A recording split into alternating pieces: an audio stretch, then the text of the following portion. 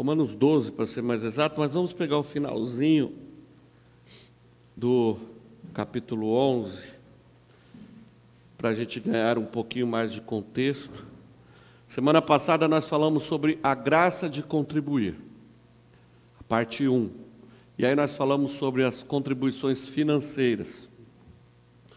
Hoje nós queremos continuar o tema. Nós vamos falar a graça de contribuir, a parte 2. Mas nós vamos hoje entender que a contribuição, ela não é apenas, a nossa contribuição, ela não é e não pode ser apenas financeira. Tem que ser financeira também, mas vai além do nosso dinheiro, né? Às vezes a gente pensa que a gente entregando lá o nosso dízimo, a nossa oferta, entregando os R$1.000, 5.000, 10.000 reais lá, acha que todos os nossos problemas estão resolvidos, acha que a igreja vive apenas com isso. Não. O reino de Deus não é movido apenas por dinheiro. Nós precisamos do dinheiro, a igreja precisa dos recursos financeiros para a manutenção, para pagamento de aluguel, conta de água, luz, telefone, isso aí é fato, mas para o investimento na expansão do Evangelho, né? Não é para ninguém comprar helicóptero, não é para ninguém comprar mansão em Alphaville, não é nada disso. Os recursos que chegam à casa do Senhor, seja aqui em Osasco, seja em qualquer lugar, deve ser integralmente usado no serviço do Senhor, tá certo? Então, a semana passada nós falamos de recursos, hoje nós vamos falar dos dons espirituais que o Senhor nos dá, e dos talentos que temos, que o Senhor também nos dá. Nós vamos falar sobre tudo isso, até porque tudo que nós temos, tudo que somos, tudo que fazemos é para o Senhor, né? Os primeiros capítulos de Romanos, por exemplo, capítulo 11, vai falar sobre a justificação, né? A graça do Senhor sobre as nossas vidas, o papel, o que o Senhor fez a respeito da nossa vida, a respeito da salvação, da justificação, da graça. E a partir do capítulo 12, nós vamos ver como devemos agir, como devemos viver. E olha que interessante, o finalzinho do capítulo 11 diz assim, eu vou ler a partir do versículo 33. Ó profundidade da riqueza, da sabedoria e do conhecimento de Deus, quão insondáveis são os seus juízos, e quão inescrutáveis os seus caminhos. Pois quem conheceu a mente do Senhor? Quem se tornou o seu conselheiro?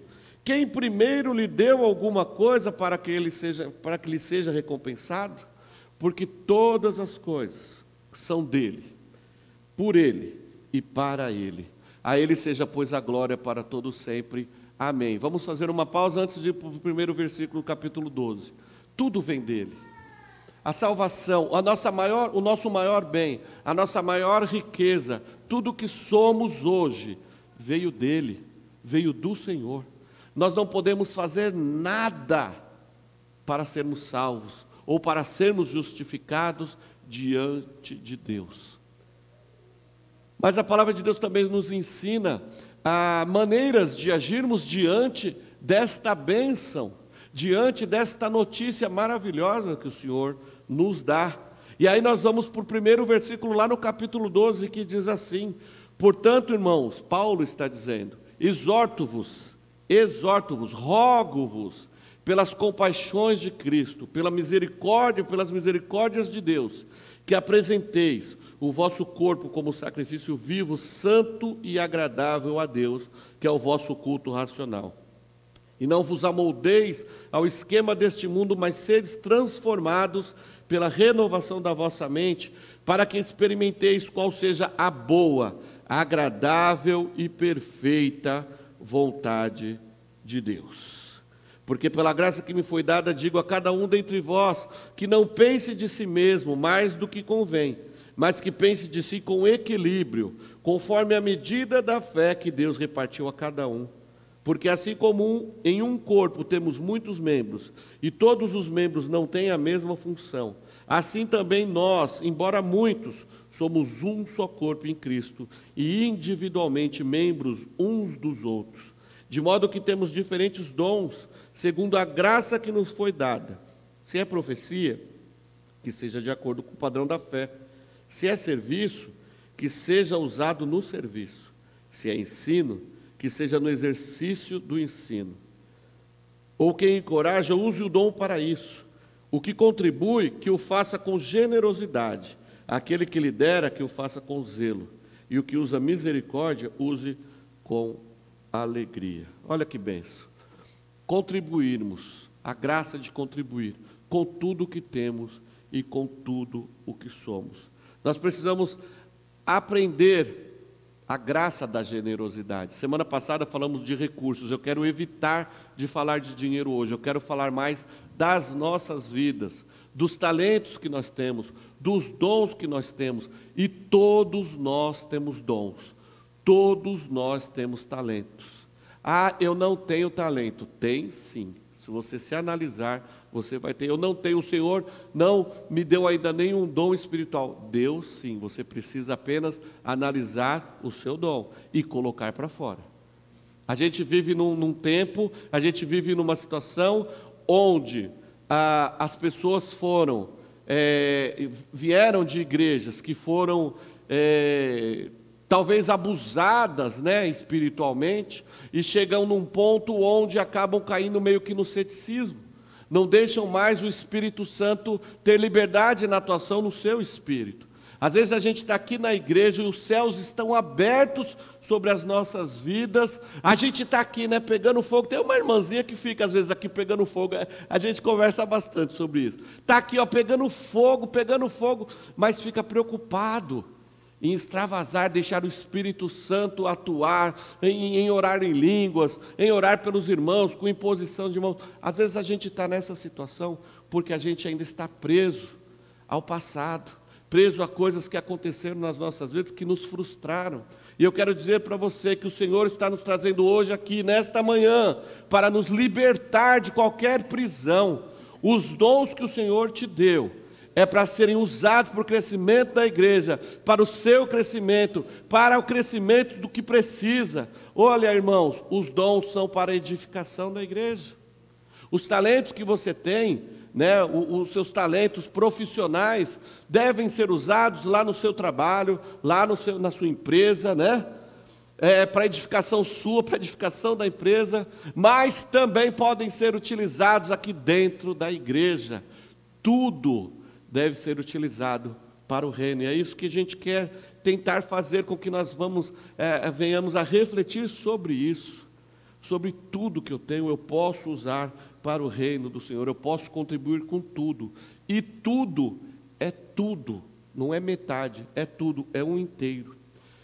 Indo lá para a criação, nós vamos ver que a manutenção da vida exige sacrifícios e também contribuições. Se nós formos ver lá em Gênesis, nós vamos ver que Deus foi o primeiro a contribuir. Já leram lá em Gênesis 1:11, quando Deus cria as plantas, os frutos.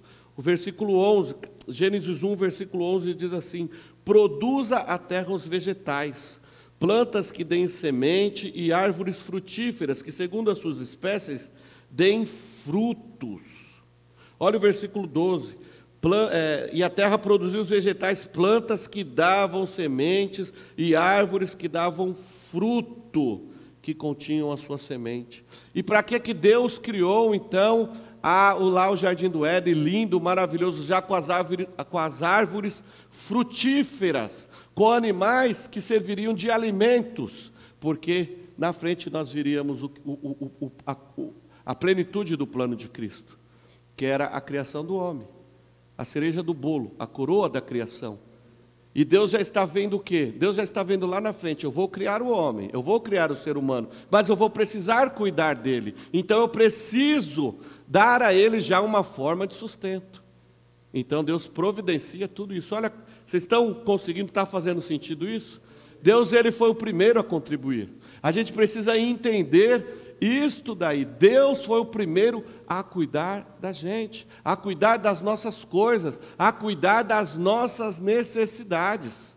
Olha só aí, a gente precisa começar a ver isso. O Senhor cuidou. Quando o homem pecou, quando Adão peca, o que Deus faz?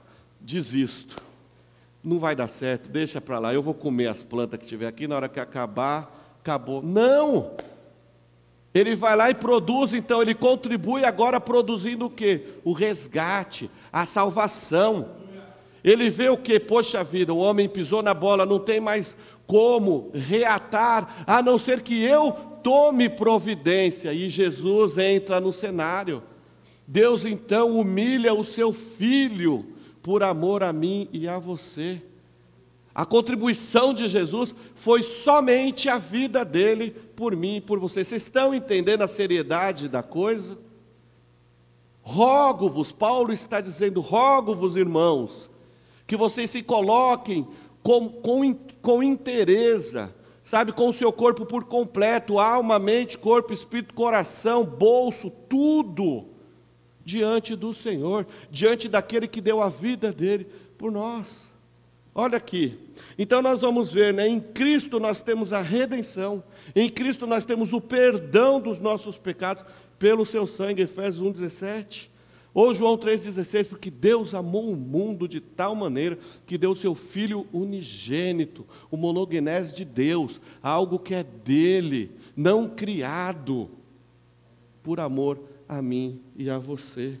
Então nós vamos ver que Deus fez isso por amor. Deus mandou o seu Filho por amor. Isso implica em dizermos que a contribuição, ela não pode ser na marra, ela não pode ser obrigada, pelo contrário, a contribuição, ela nunca pode ser forçada, ela tem que ser espontânea. Eu adoro ao Senhor com o que tenho, porque eu amo ao Senhor, Ele não está me obrigando a nada. Ninguém está aqui no culto hoje obrigado a estar aqui. Você está aqui por amor ao Senhor, por amor à sua obra. Então nós precisamos ver a questão da contribuição por uma outra ótica, não somente por dinheiro. A gente vê muito falando somente, né, quando a gente fala em contribuição, somente em dinheiro. Essa semana eu estava vendo o pastor Luiz Saião falando algumas coisas, inclusive sobre o dízimo.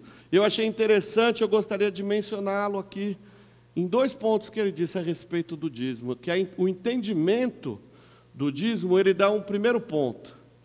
Imagine você indo a uma festa, né, de uma pessoa querida, uma pessoa que você ama muito, e você vai até aquela festa, né, uma festinha de aniversário. Muito provavelmente você vai levar um presente para essa pessoa, não vai?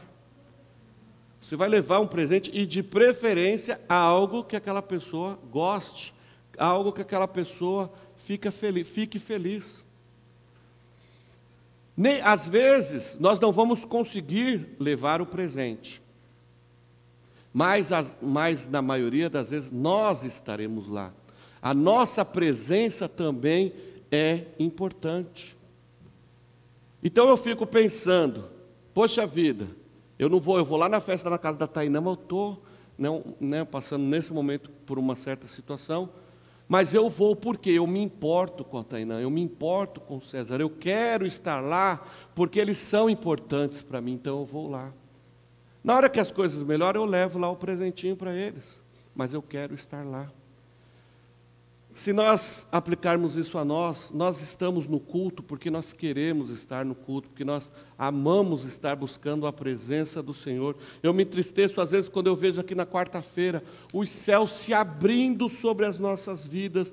Olha, nós temos tido cultos aqui, encontros fantásticos com o Senhor, e a igreja vazia. Claro, não é um mal aqui da nossa igreja. Infelizmente, isso não é um privilégio nosso, mas é um privilégio de muitas igrejas por aí, né, de vermos as igrejas vazias. Nós não estamos entendendo a importância de estarmos presentes, de contribuir também com a nossa presença, de contribuir também com a nossa adoração, com o nosso agir, com o nosso olhar, com o nosso adorar. A gente chega aqui de quarta-feira, ou a Sandra ou a Kátia já chegaram mais cedo, já fizeram um café com tanta alegria. Gente, isto é amor a nós, mas primeiramente elas fazem por amor a Deus. Elas estão fazendo porque querem criar aqui um ambiente familiar, uma coisa gostosa, e isso é adoração. isso é amar a Deus, isso é contribuição, isso é amor. Uma outra coisa também que Saião fala sobre a cabeça bíblica hebraica. Ele diz assim que você não pode estar apenas ali por estar, né? Não, a visão hebraica não tem aquela coisa de chegar em algum lugar de mãos vazias, de mãos abanando. Engraçado, Davi fala disso lá nos Salmos. Ele fala: como que eu vou apresentar-me diante do Senhor de mãos vazias? É bíblico, a contribuição é bíblica, a generosidade é bíblica. E como que nós vamos demonstrar o nosso amor, como nós vamos demonstrar a nossa gratidão a Deus? É só dando dízimo? Isso daí os desigrejados já fazem. Entregam o dízimo e podem gandaiar a semana inteira. Não, o Senhor não está se importando apenas com isso, porque quando você dizima, você faz com amor, com o coração. E aquele que faz com amor, com o coração, ele não só dizima financeiramente, ele não só contribui financeiramente, mas ele quer estar lá para fazer a coisa acontecer, ele quer colocar a mão na massa, ele quer investir, mas ele também quer fazer. Estou me lembrando aqui agora do Givanildo, né? Está passando por uma situação lá, arrumando a casa dele, mas viu o Gabi aqui, lembrei. Aqui, ó, ele: pastor, eu não posso ajudar muito a fazer lá o púlpito, mas se o senhor comprar o material, eu vou lá fazer. Aí a gente ganhou uma oferta, compramos as coisas, ficou aqui, ele, o Gabriel, o Kaique, ficaram aqui acho que uma semana, né?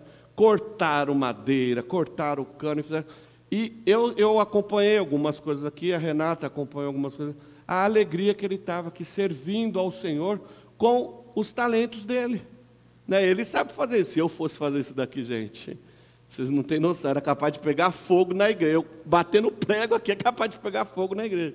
Então, assim, é o talento sendo colocado à disposição do reino. Uma outra situação que é interessante do dízimo, que o dízimo, ele é democrático. Pararam para pensar nisso? Que todos nós que estamos aqui, ricos ou pobres, podemos contribuir da mesma forma. Se a gente colocasse aqui, né, na entrada aqui, só pode entrar quem dizimar R$1.000. Talvez 1 ou 2 entraria. Talvez com muito esforço uns 3 ou 4. Mas a grande maioria não ia poder fazer isso. O dízimo, o padrão bíblico, ele nos coloca em igualdade. Cada um contribua segundo colocou no seu coração. A gente fala em dízimo ali nos 10%, mas o Senhor nos orienta a entregarmos aquilo que está no nosso coração. 10, 20, 30, 90, 100%. É o que está no nosso coração. E todos nós contribuímos com igualdade, porque cada um contribui da melhor forma possível, como adoração. Por isso que não há estipulação, nós não fazemos nós não estipulamos valores. O Senhor, Ele trata com você. O que nós não podemos fazer é sermos negligentes com as nossas contribuições. A ideia do dizimar bíblico é justamente a de todos contribuírem igualmente. E tornar-se um contribuinte fiel vai nos fazer sermos constantes. Paulo diz lá em 1 Coríntios 15, 58, né?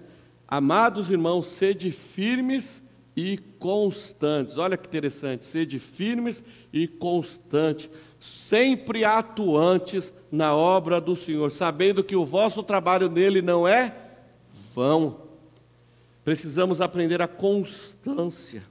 A fidelidade da comunhão, é importante observar que a fidelidade da comunhão, inclusive, faz com que a igreja possa se planejar.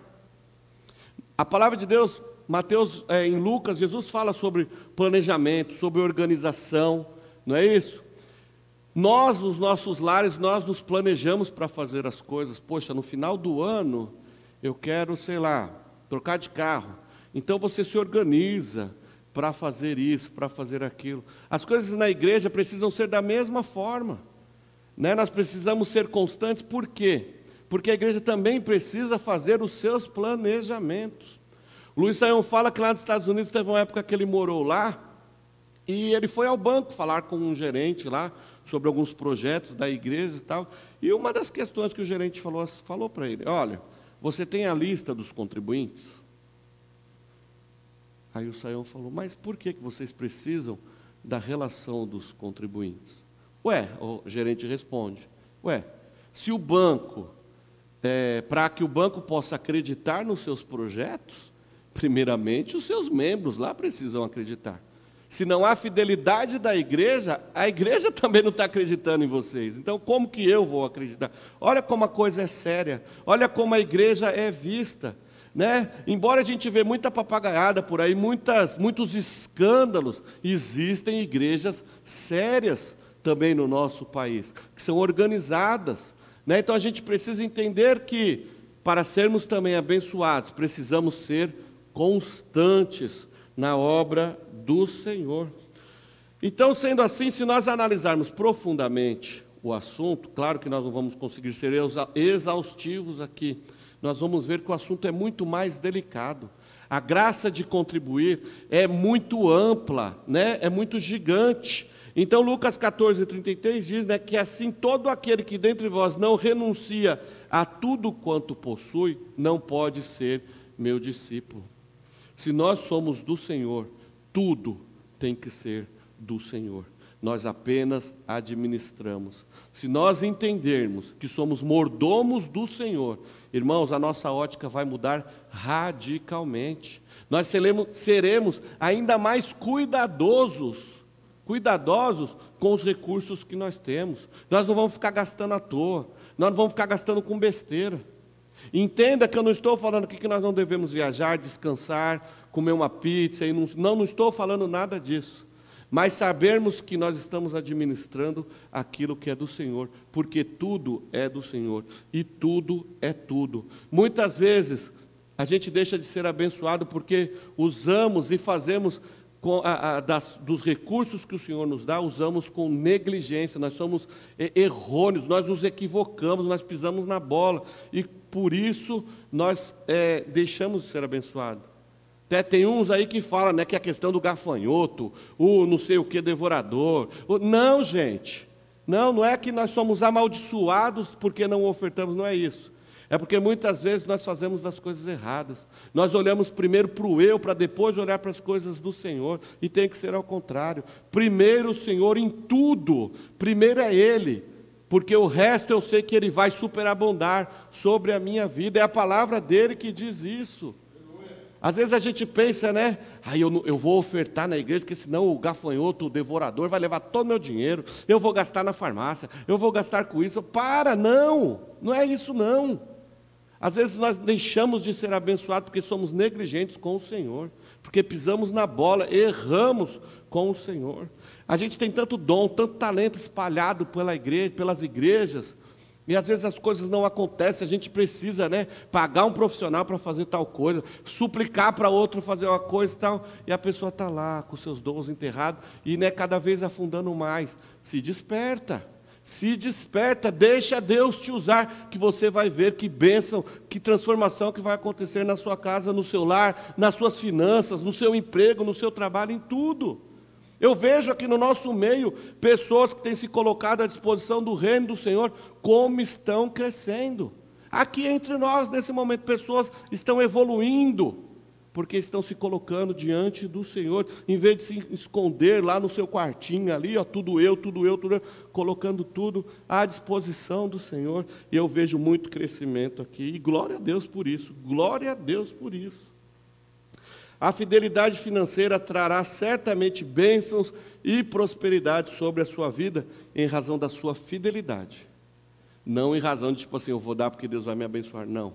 Porque Deus está olhando o seu coração, a intenção do seu coração. Deus não quer somente as suas finanças, Ele quer você por inteiro, não apenas uma parte. Né? Tem gente que entrega só a parte da frente da calça, né? A parte de trás que tem o bolso da carteira, não entrega não. Certo? A gente precisa estarmos por inteiro. Como lemos aqui, Romanos 12:1, né? Apresente os seus corpos, apresentei os vossos corpos como sacrifício vivo, santo e agradável a Deus. O que é ser um sacrifício vivo? Apresentar o corpo a Deus como um sacrifício vivo não significa nos colocarmos como lá no Antigo Testamento, como animais no altar para sermos sacrificados, para sermos mortos, para sermos mutilados. Não. Um sacrifício vivo, santo e agradável a Deus é nos colocarmos diante do Senhor com o que temos, com o que possuímos, com o que somos, como uma adoração espiritual. É se colocar à disposição do Senhor para tudo. É você pegar um envelope desses aí de dízimo, aí imagina um envelope gigante, e você se colocar dentro. É você ser a oferta. É você ser o sacrifício ao Senhor, um sacrifício vivo. E olha que coisa interessante que Paulo fala, que é o vosso culto racional. É o fazer com entendimento. Não é o simplesmente dar ou simplesmente fazer, mas sabendo o que você está fazendo. Eu sou bom em tecnologia da informação. Com o que eu posso contribuir para o reino? O que eu posso fazer com o meu talento para o reino do Senhor? Eu vou dar curso. Teve uma época lá na sede que os meninos começaram a dar curso de TI. O que eu posso fazer aí? Eu sou professor de educação física. O que eu posso fazer com a minha profissão, com a minha formação, para a expansão do reino do Senhor? Sei lá, tem um monte de obeso por aí, eu sou um desses. Tem um monte de obeso por aí. Encontra aí na frente da igreja, vamos lá fazer marchinha, sei lá, fazer o quê, mas vamos lá. A gente ri, mas é verdade. Tem quantos a Karine está lá fazendo nutrição, Daqui a um tempo vai estar formada, já vai ter uma salinha aqui para atender nossas nutricionistas. Renata está terminando aí psicologia, daqui em 1 ano, 2, termina psicologia e vai estar atendendo aqui também a nossa igreja, vai estar atendendo a comunidade e colocando-se à disposição do reino. Você pode fazer isso também com o que você faz. A gente está rindo aqui, um monte de gente está rindo, mas é o que eu estou dizendo. Você sabe fazer alguma coisa? Venha e coloque-se à disposição do Senhor. Mas eu não posso estar vindo fazer aqui toda semana lá na igreja. Lá onde você trabalha, lá onde você mora, lá onde você estuda. Coloque o que você é à disposição do Senhor e testemunhe da graça do Senhor. Com tudo que você é, com tudo que você faz. Porque dele, por ele, para ele são todas as coisas. Estão entendendo, gente? Outro ponto, nós precisamos entender que a nossa vida é uma vida totalmente entregue e deve ser totalmente entregue para Ele com tudo que temos e somos.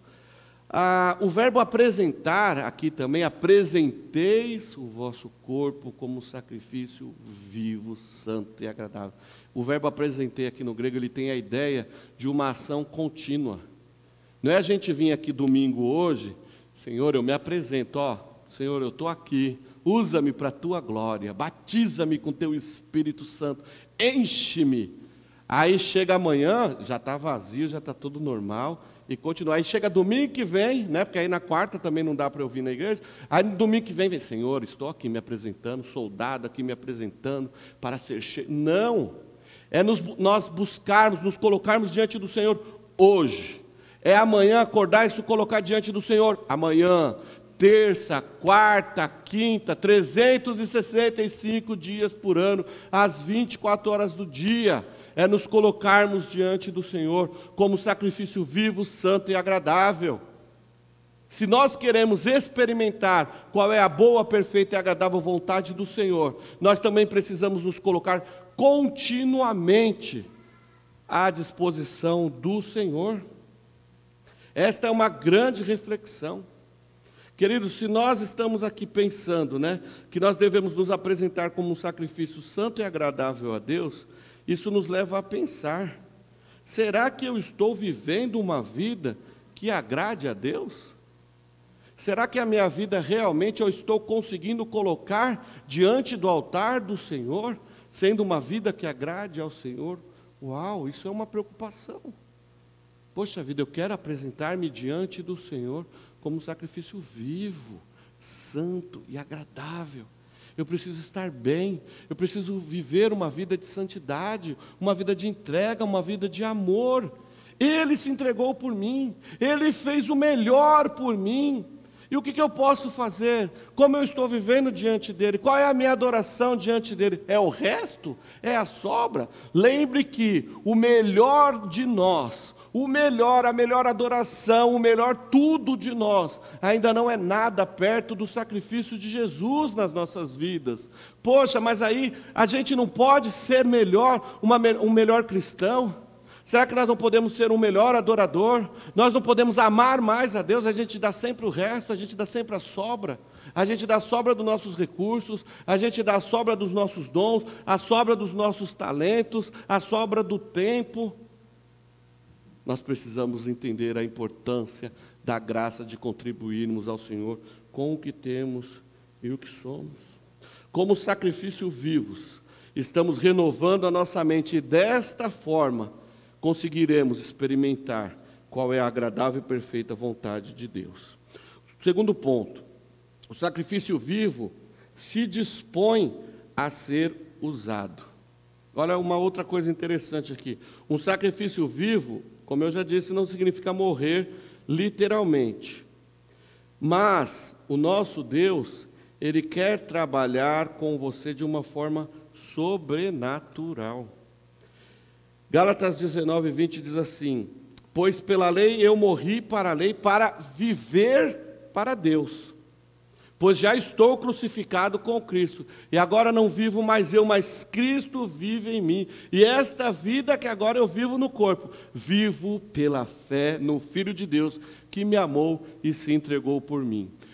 Se colocar como sacrifício vivo diante de Deus, primeira coisa é entender que Deus não é Deus de morto. Lucas fala isso. Ou seja, Deus não vai usar um morto para fazer a obra dele. Vocês já foram num velório, não já?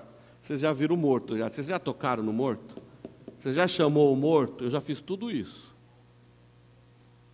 Você mexe nele lá, não reage. Você faz coceguinha, não reage. Você dá um tapa, ele não reage. Morto está morto, acabou. Né? Está lá. Eu lembro da avó de um amigo meu que ficou eu e ele velando ela ficou com os olhos abertos a noite todinha. Eu falava, fecha os olhos. Eu ia lá e fechava. Aí daqui um pouquinho estava assim, abria. Eu ia lá e fechava de novo. Mas estava morta, inanimada. Certo? Aí a gente trocou uma ideia. Botei tudo para fora, que eu aprontava, ela ia e contava para o meu pai, né? Aí nesse dia eu botei toda a minha raiva para fora. Ela não podia responder mesmo, né? Ela não ia poder falar mais nada, não ia poder falar para o meu pai, então está tudo certo, né? Mas morto, ele não interage. Morto não adora. Vocês estão entendendo isso, que morto não adora? Aonde está a vida? Aqui está a vida, Jesus Cristo. Deus é Deus de vivo e vocês são vivos. A vida dele está em vocês, a vida dele está em nós. Somos vivos, irmãos. Precisamos adorar ao Senhor de verdade, com vida. É vida, vida, vivo não mais eu, mas Cristo vive em mim. Eu quero ser bom em tudo que tenho, em tudo que sou, por causa dele. A vida dele está sobre mim, é Cristo que está sobre mim, é o Espírito do Senhor sobre mim. Por isso eu quero ser o melhor pai, o melhor marido, o melhor filho, o melhor funcionário. A minha loja eu quero que seja a melhor. É isso, eu quero ser o melhor, porque o melhor está em mim, que é a vida do Espírito Santo. Assim eu me coloco no altar para ser usado. O sacrifício vivo, ele quer ser usado o tempo todo. Vocês já viram crianças na fila de doce? A criança vai lá, aquela euforia, não é, na fila? Aí pegou os doces, aí ela dá um jeitinho de voltar lá para o final da fila, para pegar mais doce. Não é isso? Aí chegou lá, pega mais e volta. É o ciclo. O sacrifício vivo diante do Senhor é isso. O Senhor me usa aqui. Aí o Senhor me usa. O Senhor me colocou ali, eu sou o diácono, estou cuidando da porta. Mas chegou um irmão que é bom nisso também. Vamos colocá-lo ali para trabalhar e eu vou para outra área. Né? Sei lá, eu vou trabalhar aqui no som. Chegou um irmão também que mexe com isso e tal, babá. Irmão, fica aqui que eu vou fazer outra coisa. E assim vai. Isso é o reino. É se colocar à disposição de tudo. Não é chegar e falar, ô Kaique, ó, semana que vem o Natan vai estar fazendo aí no seu lugar. Tudo bem? Aí o Kaique, tá bom, pastor, obrigado, não vou. Até, inclusive, estou saindo da igreja, porque eu não quero, o lugar é meu. Não. Deus está te usando aonde você estiver, aonde você querer. Pega filho, irmãos. Pega filho. Quando nós estávamos lá no outro prédio, uma vez conversando com o Alex, né? Eu falei, Alex, vamos lá assumir os jovens e tal, né? Tinha um grupinho, tinha os divanildos, né? As meninas e tal. Ele falou, André, vamos para cima. Só que assim, é por pouco tempo. Porque eu vou preparar outros. É isso. Prepara, só que ele prepara se ele estivesse preparando o outro. Achando que ele vai se aposentar, dançou. Não vai aposentar. Porque vai ter outra coisa para ser feita e assim vai. Eu hoje estou aqui como pastor preparando o outro, porque daqui a pouco outro pastor assume aqui a igreja. E eu vou fazer o quê? Eu vou fazer outra coisa aqui também na igreja, no reino. É assim, a gente não para, a gente precisa, como sacrifício vivo, pegar a fila várias vezes e ser usado para a obra do Senhor, usados pelo Senhor, aonde o Senhor nos chamar, aonde o Senhor nos colocar. Hoje é aqui no púlpito, legal, mas se amanhã é lá em cima, limpando as mesas, as cadeiras, vamos lá. É a obra do Senhor que não para. Mas, não devemos nos esquecer que todos nós somos chamados a testemunhar o Evangelho de Cristo aonde nós estivermos. E isto é continuamente, todos os dias, tá certo? Terceiro ponto, dons e talentos a serviço do reino. Já falamos na semana passada aqui sobre a generosidade do dom, que é um dom do Espírito Santo. Então, a Bíblia menciona, nós lemos aqui Romanos 12, os dons, né, de profecia, de serviço, ensinar, exortar, de contribuir, liderança, misericórdia. Coríntios 12, 1 Coríntios 12 vai falar também sobre os dons de sabedoria, palavra de conhecimento, fé, curas, discernimento de espírito, falar em línguas, né? Mas também nós temos os dons ministeriais, que é o de apóstolos, profetas, evangelistas e pastores mestres. Gente, aqui engloba tudo que temos e que somos. Tanto talento quanto dom, tudo junto, para a glória do Senhor, para o crescimento da obra do Senhor. 1 Pedro 4,10 diz que cada um sirva aos outros, conforme o dom que recebeu cada um, como bons administradores da multiforme graça de Deus. Cada um sirva aos outros. O que Deus te deu não é só para você, é para você investir na vida de outro. Olha o discipulado, é um cuidando do outro, um discípulo ajudando o outro a ser discípulo de Cristo, com a multiforme graça de dons e talentos que o Senhor te deu. Os dons são dados por Deus e nós recebemos para serem usados na vida da igreja. Quando não há contribuição contribuição financeira na vida da igreja, a igreja tem problemas. Mas quando não há a utilização dos dons espirituais que Deus nos deu, a igreja tem mais problema ainda, porque a igreja é uma igreja fraca, uma igreja vulnerável, uma igreja doente. Por que nós vemos por aí igrejas bombando de gente, igrejas riquíssimas, cheias de dinheiro, essas igrejas da teologia da prosperidade, cheias de dinheiro, mas fracas, doentes, vulneráveis?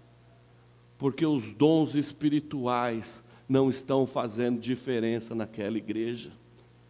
A nossa igreja precisa aprender a contribuir, tanto financeiramente, mas principalmente também com seus dons. Deixe o Espírito Santo de Deus agir na sua vida. Aonde há o Espírito de Deus, há liberdade. Nós estamos num lugar onde nós somos livres. Nós não estamos na Coreia do Norte. Nós não estamos no Afeganistão. Aqui nós temos liberdade para expressar o nosso louvor, a nossa adoração, exercer os dons que o Senhor nos deu com liberdade. Então nós não podemos viver numa igreja fraca, numa igreja vulnerável. Nós não podemos sermos vulneráveis e fracos espiritualmente, porque aí vem as ondas de doutrinas, vem as heresias, vem outras falas por aí e a gente cai facilmente. Por isso que nós precisamos nos manter firmes e fortes. Está na hora de deixar o Espírito agir e colocar tudo para fora.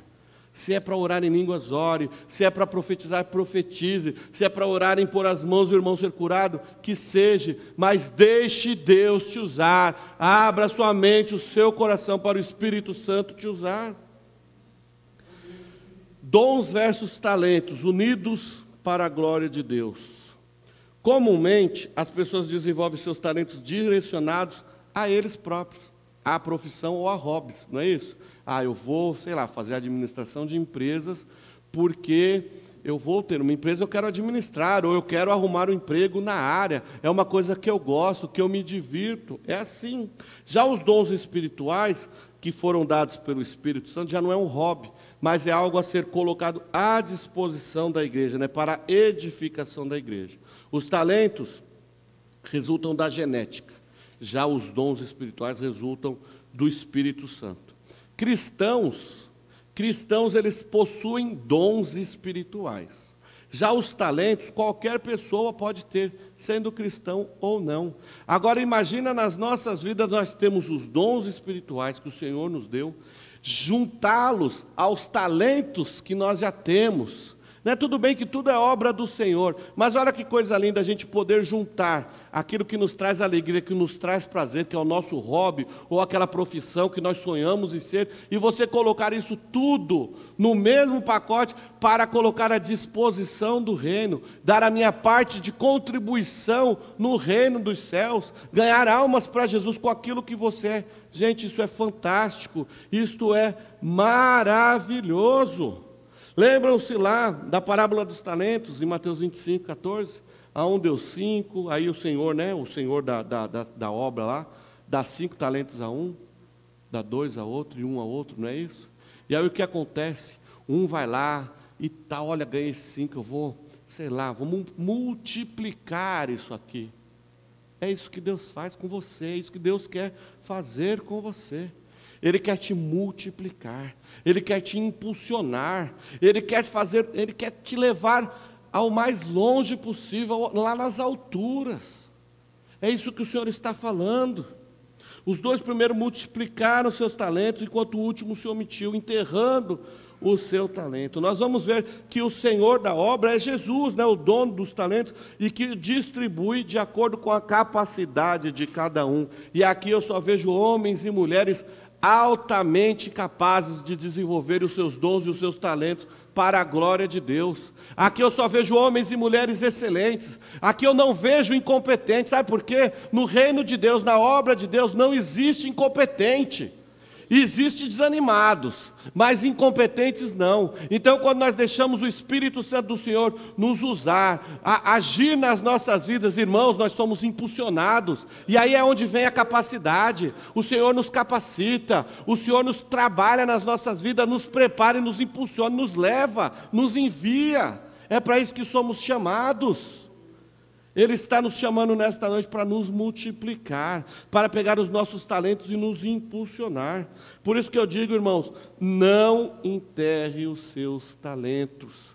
Contribua com o que você é, multiplique o que você é, o que você tem. Coloque-se sobre o altar do Senhor como adoração. Adore ao Senhor com intensidade, com intencionalidade, para a glória dele, com tudo que você é. O Senhor está te chamando para multiplicar. Eu estou agora acabando, tá? Mas eu quero deixar isso claro. O Senhor está te chamando para te multiplicar. Coloque seus talentos diante do Senhor. Assim como você entrega o seu envelope com os dízimos e ofertas, coloque também os seus dons, os seus talentos, tudo que você é, nas mãos do Senhor. Você pode contribuir com muito mais do que apenas o seu dinheiro. Contribua com o seu tempo de qualidade, contribui com a sua presença nas atividades da igreja, né? Em qualquer lugar onde você tiver oportunidade para falar do Senhor, fale, faça. Contribua dividindo o seu conhecimento com quem precisa.